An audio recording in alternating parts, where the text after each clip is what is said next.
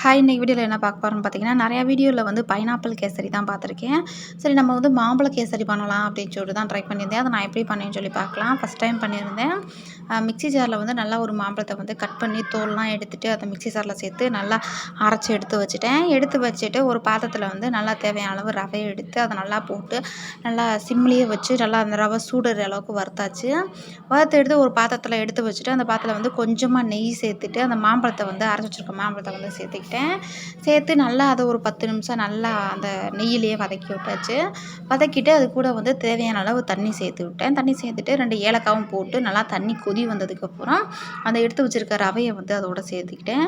சேர்த்து நல்லா கொஞ்சம் கொஞ்சமாக கொட்டி நல்லா கட்டி எதுவும் இல்லாமல் நல்லா கலக்கி விட்டுட்டு அது கூட வந்து இனிப்புக்கு ஏற்ற மாதிரி சர்க்கரையும் சேர்த்துக்கிட்டேன். இதை நீங்கள் ட்ரை பண்ணுறீங்க அப்படின்னா கண்டிப்பாக மாம்பழம் வந்து இனிப்பான மாம்பழமாக சேர்த்துக்கோங்க. புளிப்பு இருக்கிறத சேர்த்துட்டிங்கன்னா கண்டிப்பாக நல்லா இருக்காது.